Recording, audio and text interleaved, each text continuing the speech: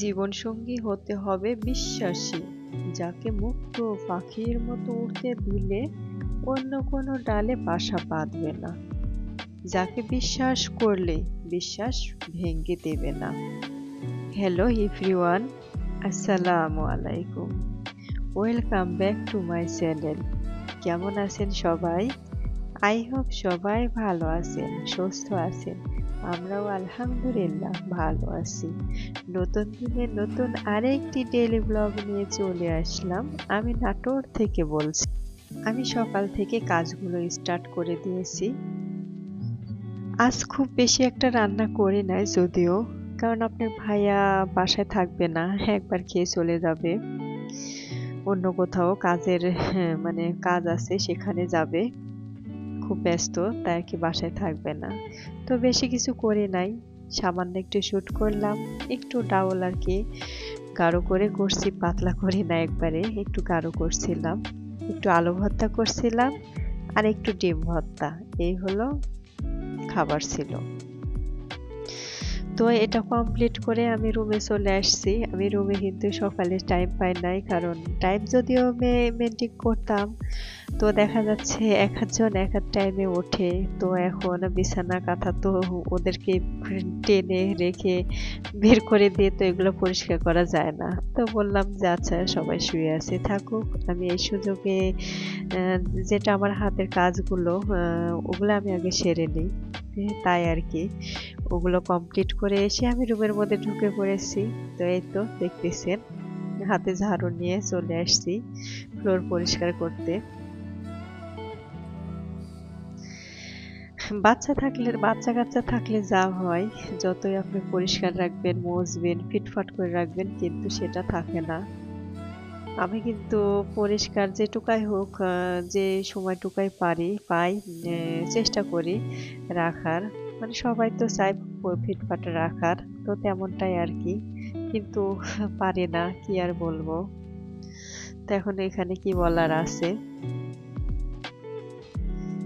দিয়ে রুমগুলা আমি যদিও ও রুমগুলো আমি ঝাড়ু দিতে পারি নাই, এটা আগে ঝাড়ু দিয়েছি, কারণ জানেনই তো টাইলস এটাতে, আর ওগুলা তো টাইলস না, শুধু লেপাতে। এখন টাইলসটা উঁচা, এখন রুমের মানে বেডরুমের গুলা আর কি ময়লা তো আর উপরে আসবে না, উপর দিয়ে উঠবে না। তাই আমি মানে ওগুলা আস্তে আস্তে পরিষ্কার করে ময়লাগুলা পরে উঠায় ফালাই। ডাইনিং রুমে আর কি ময়লা নিয়ে আসতে পারি না। তো যাই হোক, আমি ময়লাগুলা সাইড করে রেখে দিচ্ছি, যেন পায়ে পায়ে রুমে আবার না যায়। পরবর্তীতে আমি উঠান ঝাড়ু দিয়ে ফেলাবো। তো এই তো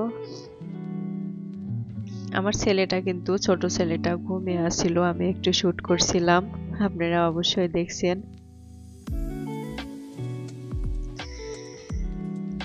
তো এই তো আপনার ভাইয়া উঠে গেছে, উঠে মানে খাওয়া দাওয়া কমপ্লিট করে সে তার কাজের সন্ধানে চলে গেছে, তার এক জায়গায় কাজ আছে, সে এখানে চলে গেছে। তাই আমি আস্তে আস্তে রুমগুলো আর কি পরিষ্কার করে নিলাম। তো রুম মানে পরিষ্কার পরিচ্ছন্ন, কথাটা আছে নাই যে ইমানের অঙ্গ, আসলে কথাটা সত্য। কারণ অপরিষ্কার থাকলে দেখবেন কোনো কিছু ভালো লাগে না, সারাদিন খুব ক্লান্ত অস্বস্তি লাগে। আর মানে নিজেকে যেটুকু পরিপাটি থাকুক না না থাকুক, কিন্তু যেগুলা মানে আমাদের আসবাবপত্র আর কি, ফার্নিচার মানে রুম, মানে যেটা আর কি এ টু জেড আর কি আছে, সেগুলা যদি পরিষ্কার পরিচ্ছন্ন থাকে, মানে মনটা মানে উপরে যদি একটু ইয়া থাকে, ওটা মনে হয় না, মনে হয় যে না সবকিছু পরিপূর্ণ আছে, নিজে খুব ভালো লাগছে, এটাই আর কি। তে দেখেন কাজের তো শেষ নেই, মানুষে বলে মেয়েদের কি কাজ, শুধু বসে থাকা আর খাওয়া, এইটুকাই। তো একটার পর একটা যে কাজ করছি, তারপরে মনে হয় আমি কাজগুলো শেষ করতে পারছি না। তো এই তো বাচ্চার অনেক কাপড় চোপড় জমে গেছিল, শীতের সময় বলে কথা, যতই আমি ডাই প্যান্ট পরাই তারপরেও দেখা যাচ্ছে যে জমে যায় অনেক পোশাক। তো আমি ওয়াশিং মেশিনে দিই নাই যদিও, আমি এগুলো হাতেই কেচে নেব। তাই আমি এক এক করে সব কাপড়গুলা বাইরে বের করছি, করে আর কি মানে গামলার মধ্যে যে পানি টোকা লাগবে, গুঁড়া লাগবে, সেটুকু আমি মাপ মতন দিয়ে আমি কাপড়গুলা সুন্দর করে ভিজিয়ে রাখবো। এখানে আপনার ভাইয়ের পোশাকও আছে, তাছাড়া এই পিচ্চির আছে, আমারও আছে, মেয়ের আছে, মানে সবারই আর কি এখানে পোশাক আশাক আছে। তো সবগুলো আজকে পরিষ্কার করে দিব, রোদটা যদি আজ ভালো দেখা যাচ্ছে। তো রোদের উপরেই কিন্তু নির্ভর করে আমাদের কাজকর্ম। রোদটা উঠলে শীতের সময় দেখা যায় ভালো লাগে, কাজকর্ম করতেও ভালো লাগে। আর শীতের সময় যদি রোদ না ওঠে তাহলে শীতের পোশাক কিন্তু খুলতে পারি না। আর তাছাড়া হাত পা তো অনেক ঠান্ডা হয়ে থাকে, শীত কিটকিট করে। তখন কি আর কাজ করব? মানে পেটে যে খাবারটা সেটাও আর কি ভালো লাগে না। তো যাই হোক, এই তো আপনার ভাইয়ের কাপড়গুলো এখন আমি আলাদা আলাদা জায়গায় আর কি ভেজে নিচ্ছি।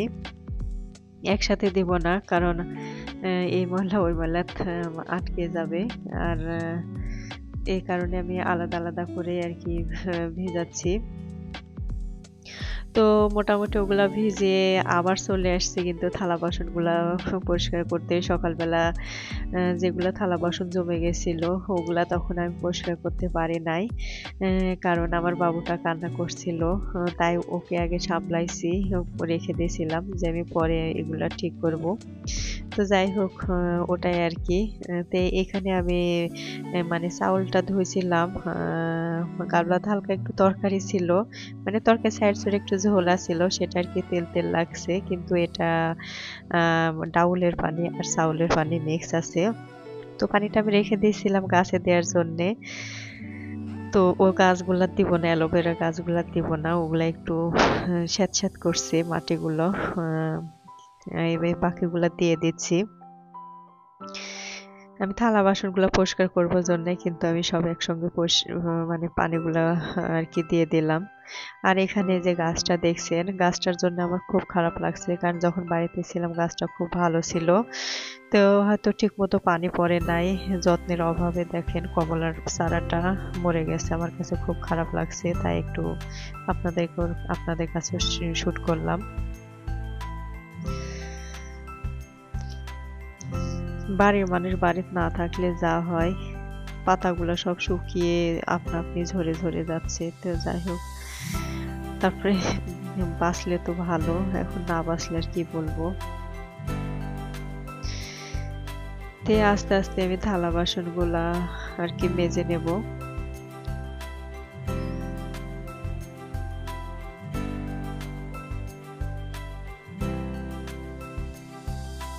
সংসারে কিন্তু কাজকর্ম কম থাকে না, অনেক অনেক কাজকর্ম থাকে। আর তাছাড়া আহ মেয়েরা সবচাইতে ভালো জানে সংসারে কি থাকে না থাকে কাজ কাম। এক সময় আমরাও দেখা গেছে সে সময়টা ছিল আরামে ঘুমিয়ে ঘুমিয়েছিলাম।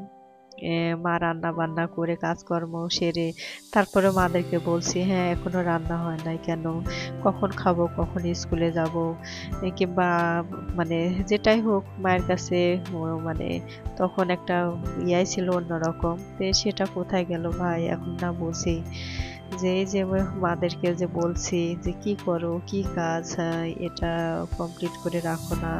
তো এখনই না বুঝি যে আসলে কি কাজ সংসারে। তো যাই হোক, যেদিন চলে গেছে সেদিন তো আর আসবে না, কিন্তু কথাগুলো তো সম্পূর্ণ গাঁথা হয়ে আছে। তো আর কি সব কথাই আর কি এখন মনে পড়ছে। তে থালা বাসনগুলো আমি এক এক করে কিন্তু মেজে নিয়েছি, এখন পরিষ্কার করে নিচ্ছি, ধুয়ে নিচ্ছি। আর আমি বলেছি আপনাদেরকে কিচেন রুম আপনার ভাই আমার ঠিক করে দেন নাই, সব কিছু ঠিক করছে আল্লাহর রহমতে। কিন্তু সে ওটাই আর কি কঞ্জুস করছে, মানে কৃপণতা করছে, বলছে পরে ওটাই, এখন ঠিক করা যাবে না। তো এখন কি বলবো, এখন না দিলে তো কিছু করার নেই। কিন্তু আমার কাজগুলো আর তো থেমে থাকবে না, কাজগুলো যেভাবে হোক করতেই হবে। তো সেভাবে আমি আর কি কাজ করছি। তো এক এক করে কিন্তু থালা বাসনগুলো আমি পরিষ্কার করে নিয়েছি। এখন আমি মানে এখানে আহ মানে একটা সানসেট করে নিয়েছিলাম, তখন রুম ওঠানোর সময় যদিও ভুল হয়েছিল, তো পরবর্তীতে করে নিয়েছিলাম। তো ওখানে আমি থালা বাসনগুলো উল্টে রাখছি, পানি শুকাইলে, পানিগুলো ঝরে গেলে আর কি শুকাইলে আমি আবার রুমে নিয়ে যাব। তো হ্যালো ভাইয়ারা এবং আপুরা, আমার ভিডিও দেখছেন কিন্তু এখনো একটা লাইক দেন নাই, প্লিজ একটা লাইক দিয়ে আমার ভিডিওটা কন্টিনিউ করুন। আর আপনি যদি নতুন হয়ে থাকেন প্লিজ আমার চ্যানেলটি সাবস্ক্রাইব করে দিবেন। সাবস্ক্রাইব করে পাশে থাকা বেল বাটনের অল অপশনটি প্রেস করে দিবেন, তাহলে আমি যখনই ভিডিও ছাড়বো নোটিফিকেশনটি চলে যাবে। আপনি আপনার সময় সুযোগ নিয়ে ভিডিওটি দেখতে পারবেন। আর অলরেডি যারা কাজটি করেছেন তাদেরকে অসংখ্য অসংখ্য ধন্যবাদ জানাই। আর এদিকে থালা বাসনগুলো আমি কিন্তু ধুয়ে কমপ্লিট হয়ে গেছে, রেখে দিয়েছি। আর তাছাড়া যে ময়লা ছিল ওটা আর কি ঝাড়ুতে আমি সুন্দর করে পরিষ্কার করে নিচ্ছি। আর আপনাদের সাথে একটু দুষ্টুমি করছি, দুষ্টুমি বলতে মানে পানিটা যে পড়ছে খুব ভালো লাগছে, তাই আর কি আমি একটু হাত দিয়ে পানি নিলাম। তো এই তো আবার কাপড়ের কাছে চলে আসছি, মাথাটা ঘুরছে যে এতগুলো কাপড় চোপড়। তো যাই হোক, আমি কাপড়গুলো যখন কাচ্ছি তখন ক্যামেরা অফ রাখছিলাম, অফ ক্যামেরাতে সব কাজ বাকি কাজগুলো কমপ্লিট করে আমি কাপড়গুলো নেড়ে নিচ্ছি। যে দেখেন কতগুলো, মানে আমি এটা কিন্তু অল্প লাগছে। কি কারণে অল্প লাগছে, আমি ওয়াশিং মেশিনে আর কি দিয়ে পানিটা ঝরে নিয়েছিলাম, হাতে কাছে কিন্তু ওয়াশিং মেশিনে দিয়ে পানিটা ঝরে নিয়ে আর কি দড়ি মানে ডাবল ডাবল করে দিয়েছি, এই জন্য কম লাগছে কাপড়। তো যাই হোক, এই তো বিকেলবেলা চলে আসছি আমার সবজি বাগানে। এতে এ তো কিছু বেগুন দেখলাম মানে পোক্ত হয়ে গেছে, উপযুক্ত তোলার মতো। তো আমার ননদের মেয়ে বললাম তুমি ফোনটা ধরো, আমি বেগুনগুলা উঠাই। তাই আর কি বেগুনগুলো যেগুলো পুক্ত মানে উপযুক্ত খাওয়ার মতন সেগুলো উঠাই নেব। আসলে নিজের গাছের যে কোনো কিছু পেরে খাইতে কতখানি যে মজা, এটা আর কি বলবো। বেগুনের গাছগুলো তো ওষুধ ঠিক মতো দেওয়া নেই, তাই আর কি বেগুন অনেকই ধরছে কিন্তু পোকার সংখ্যায় দেখছি বেশি।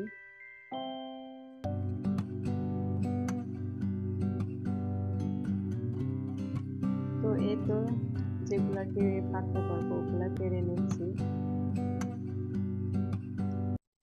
আমার ভিডিওটা কে কোথা থেকে দেখছেন আমি জানি না, কিন্তু সবাই ভালো থাকবেন, সুস্থ থাকবেন এবং আমি আমার পরিবারের জন্য দোয়া রাখবেন। আল্লাহ হাফেজ।